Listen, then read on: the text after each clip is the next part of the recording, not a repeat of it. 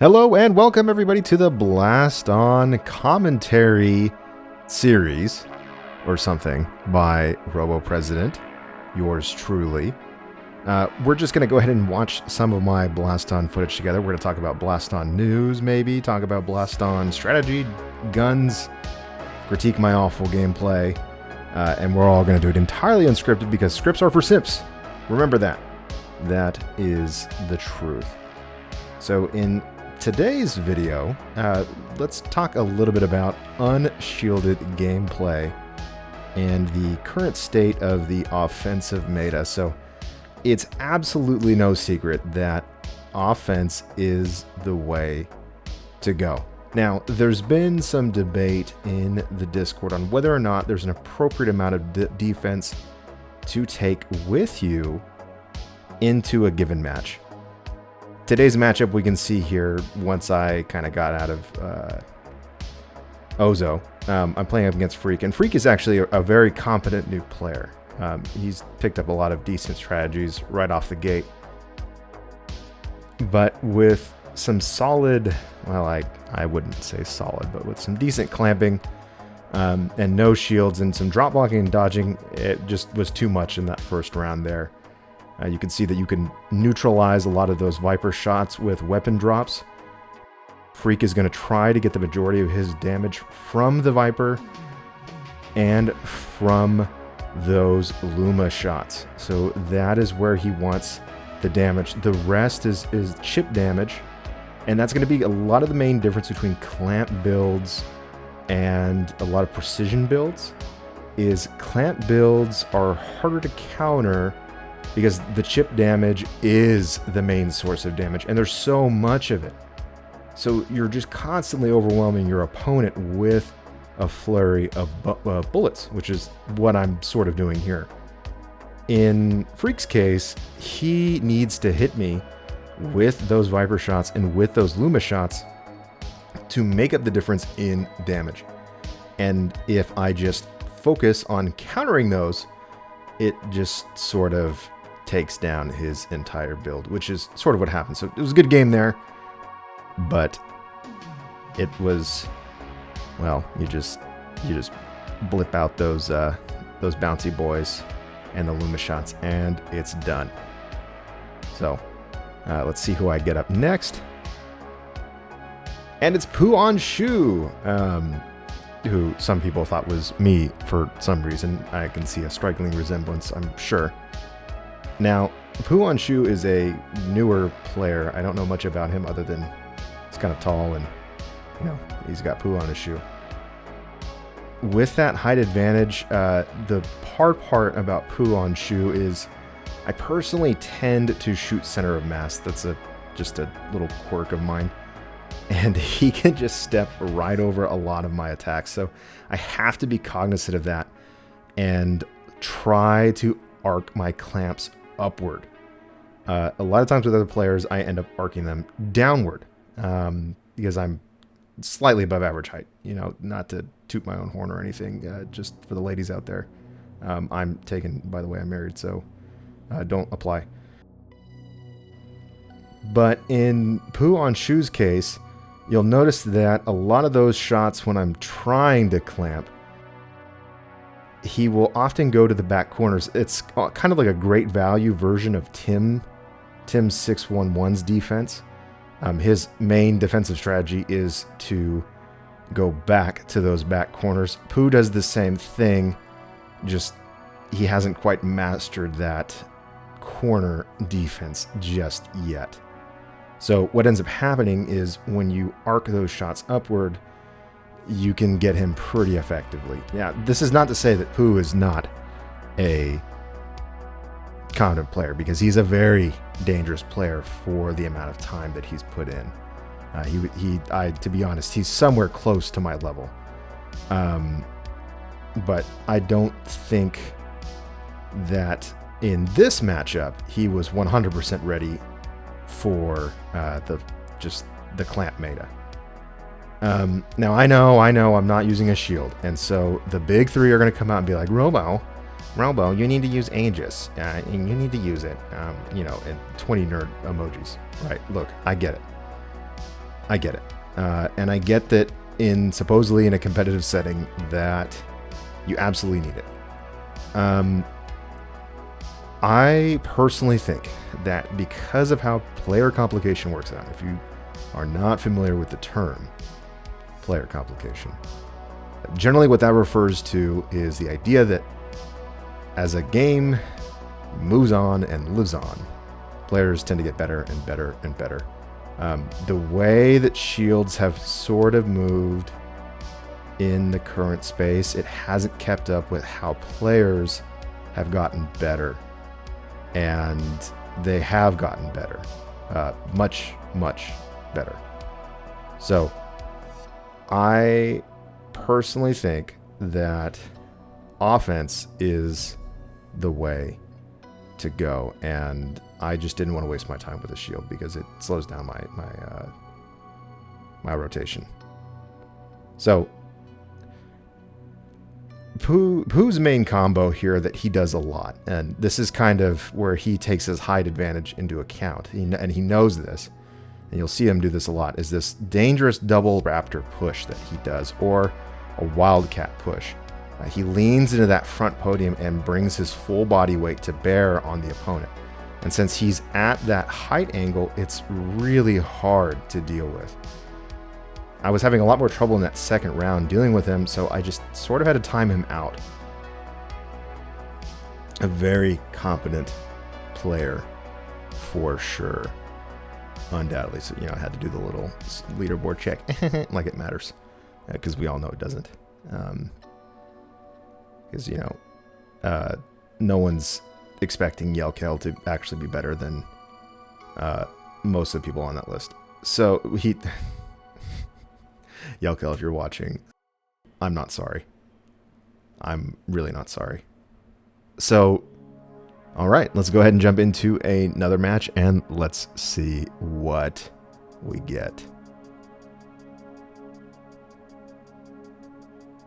The wonderful world of Blaston queue times. I know a lot of players especially new players, get turned off by the queue times. That's sort of the hard part with dealing with a niche game like Blaston. And there's not really a ton that can be done. I think it's probably on us, the people that love the game the most, to proselytize as much as we can. So that way this can stop happening. And we can get more good games in. All right, we've got Tim 661. Well, 611. The Thunder Down Under. Shrimp on the Barbie. Our man, the myth, the legend. Now, Tim has gotten considerably better in the past two meta rotations. Oh, you can see, man, I stepped out of bounds. That was such a rookie move. So Tim has stuck to a very, very consistent formula since Quick Draw. And he hasn't really deviated from this. And that formula is a sort of clamp that he does that's really reminiscent of Spine, with that sideways hammer. He'll supplement this with two other damage dealing methods. And that's going to be that Raptor that he uses on his right hand and a Viper push. The other two weapons are simply supplemental. So he'll use the Hurricane to supplement, or the Wildcat to push. And now that the Slow Hammer Nade is a thing, that just sort of adds into his main play style. So you can tell I'm already having a rough time. Sometimes with Tim, it's just a luck of the draw kind of thing with me and him. Some days I've got it, some days I don't. He is a very competent player now. I know there's been discussions about cross-region boost. It is what it is. You can't really do anything about it in a game like this. He's still a really good player. That is undebatable now. He has come a long way. So we're kind of going back and forth. Tim has also a very recognizable defense pattern in his dodging. And that is to go to the back corners of the octagon on his podium. You'll see him do this a lot, and I will try my best to exploit this, but when he's got a Viper in my face, man, it is absolutely hard. And especially when he's doing that push, it is just too much for me to bear. When he's bringing the full weight of that push, I am trying to look for anything I can to turn the tide, but it is not going to be enough. That is it for this particular matchup.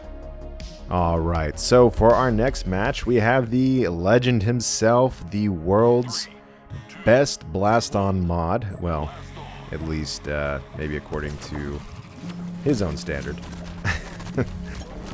We got Alpha Cupcake, the legendary Squeaker mod himself. Keeping in line with this discussion about, you know, where defense has a place in the current meta. You'll notice, so Alpha has actually gotten a lot better in recent days. He's adopted a similar dodging strategy to 24, and look, before I get brigaded, am I saying it's as good? It's not. But he's trying, and he's proving a point. He's proving a point that ground dodging is basically free defense. I mean, look at that guy go. He's like a little spider. And he's gotten pretty good at it. The only other defense tool he packed along, though, was the Vandal. And the Vandal is going to be a downfall because the only thing he can actively counter are my nades. And the nades, while I mean, it's a powerful part of the chip damage build that I've got going on, it's not at a critical point.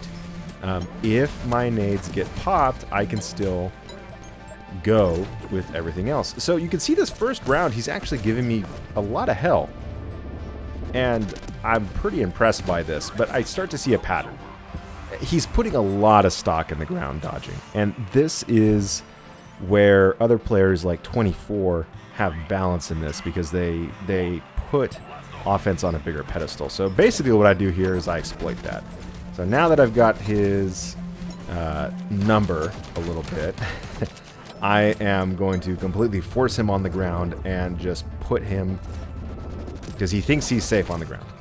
So I'm just going to start trying to shoot him right on the ground where he thinks he's safest. And we're going to try to do damage that way.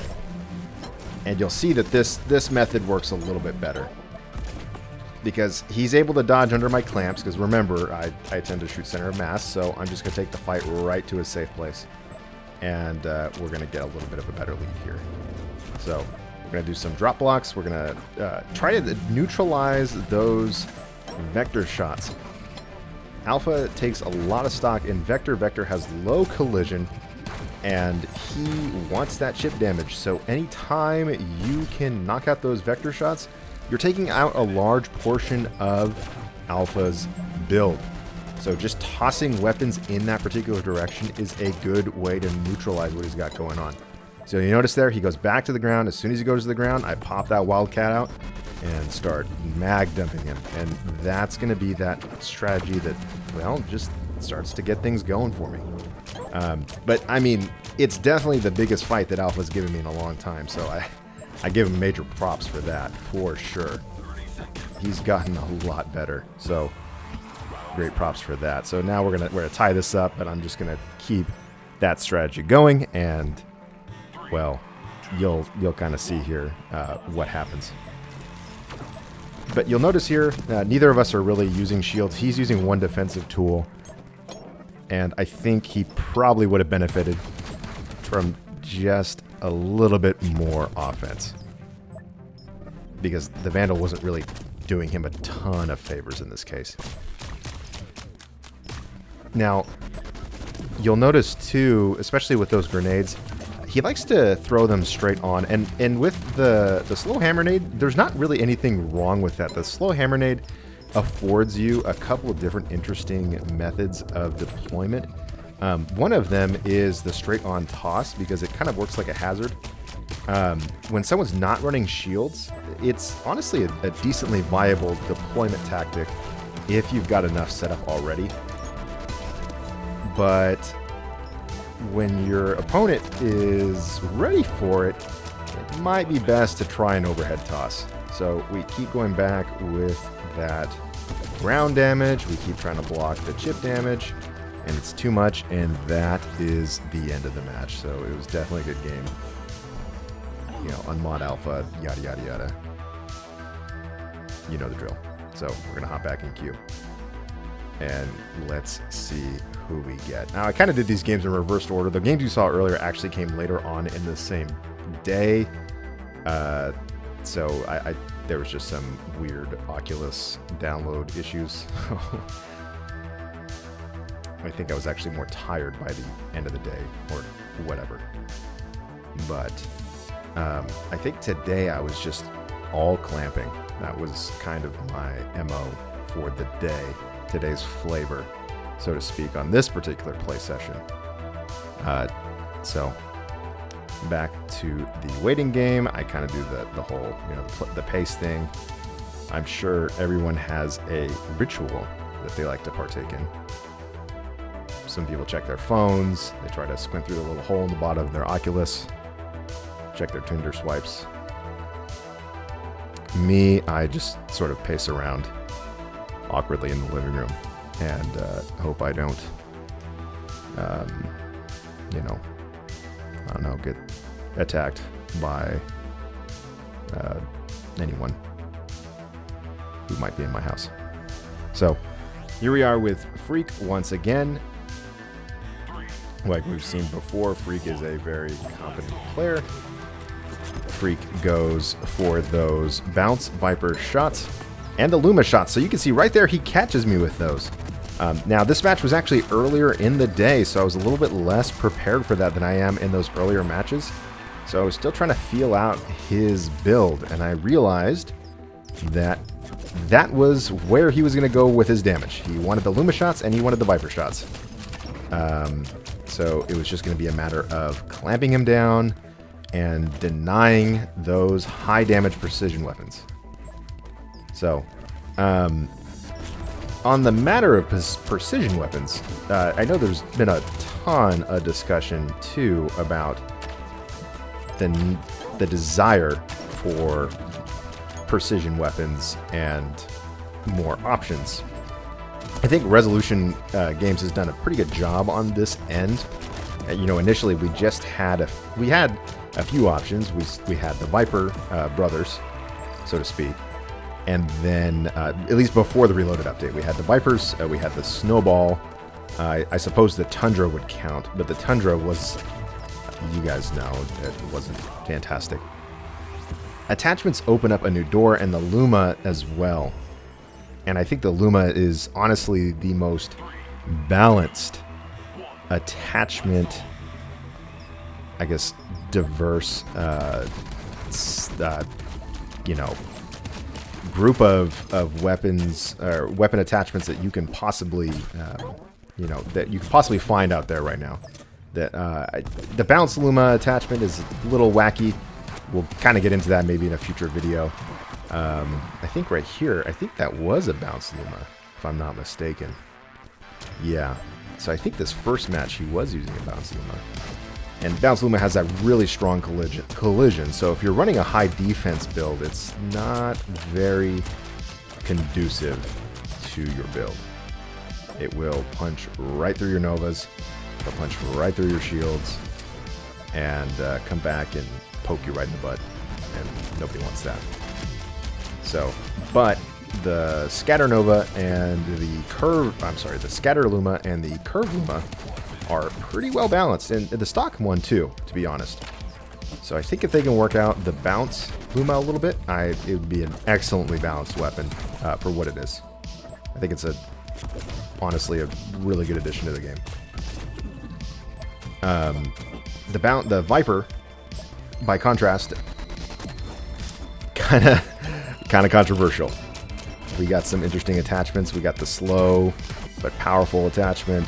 We got the rapid fire attachment thing, and then we've got the all powerful Bounce Viper that has stirred up lots of controversy. The Bounce Viper essentially gives you one extra chance with every shot, and I think that's pretty strong for a high damage weapon. especially considering what it's meant to be, which is precision. So, is there some extra tuning that might need to happen? I'm not sure, because it can easily be countered by a defensive weapon and a weapon drop. So it's not the end of the world, to be completely honest, all memes aside. But in the hands of a very competent player, it's extremely dangerous.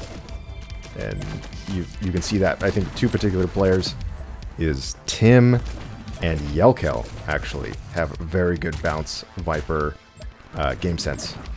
So it'll just be interesting to see how it goes. I think the bounce Luma needs way more work before bounce Viper, though, to be completely fair. So now we've got Alpha Cupcake again coming back. So he's going with those bounce tactics with the OG Vector. And I have to say, I think the Vector needs some love again. It started out in this update and it was strong. Almost a little too cheap again. And that's the hardest part of the Vectors. How do you make the Vector useful but not cheap? Because bounce weapons don't have the same skill curve that ellipse weapons do. I think it's in a decent spot, actually, to be fair. However, this is a big however. There exists another 4CD weapon that does the same thing, that has more damage, potential damage per shot, well, group of shots, and has more ammunition in the magazine before running dry, and that's the Bounce Luma. So I am of the firm belief that attachments shouldn't make other weapons obsolete. So once again, that probably needs to be tweaked. But like I mentioned before, you just drop block those vectors from Alpha, because he's all about that vector meta. He loves it. He lives it, breathes it, and it is all you need to do, and it doesn't work. So he goes for that quick snowball. He tries to set up a little mini clamp thing going on here with some hammer blasts and some and a nade toss, but it puts him in the corner right in range of my Wildcat. Goes again for another nade toss. Catches me in the back there. Does a lot of damage. That was a really good nade toss from Alpha. So we're going to go for... Now, so you'll notice, too, he's actively trying to target those nades, but it's just not enough. Go to block those vector groupings. And we go for some more clamping. And there's some more vectoring, so it's just sort of a similar trade-off. He's putting up a lot more of a fight this particular match than the previous, but there we go. There's a very strong clamp. Puts him right on the ground, right where I want him. And he knows I've got his number. He goes for a quick snowball throw. And it's time to end this.